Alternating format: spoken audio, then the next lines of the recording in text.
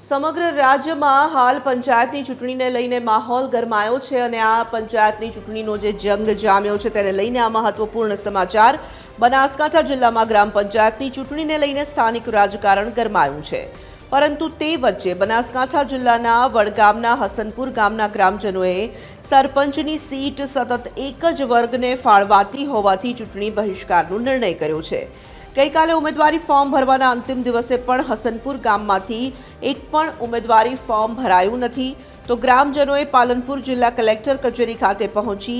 આવેદન પાઠવી સરપંચ સીટ અને વોર્ડ નંબર 1ની સીટ બદલવા માટે માંગ કરી છે।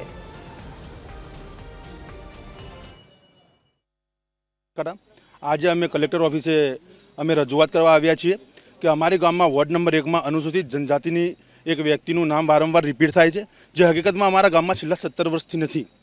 અને અમારું ગામ સમરસ થાય છે। અમારી પંચાયતની તમામ ચૂંટણીઓ લગભગ અમે સમરસતાનો અમે આગ્રહ રાખીએ છીએ પરંતુ અમને આ સમરસતાનો લાભ મળતો નથી। આ માટે જે આ સીટ ખાલી પડી રહી છે આ સીટ નથી તો આ સીટને કેન્સલ કરી નવી સીટ આપવામાં આવે તથા જે મતદાર યાદીમાં ઘણી મોટી ભૂલો છે એમાં આખા કુટુંબો તથા કુટુંબના કેટલાક સભ્યો એ આડાવડા ગોઠવણ થયેલ છે તેની સુધારો કરવામાં આવે અને જે એસઈબીસીની સીટ વારંવાર આવે છે આ એસઈબીસીની વારંવાર સીટ આવે છે હકીકતમાં તે 2 જ ઘર છે। આ સિવાય 80% જેવી મુસ્લિમ માઇનોરિટી વસ્તી છે અને 10% જેવા દલિત સમાજના પણ લોકો છે તો આ બંને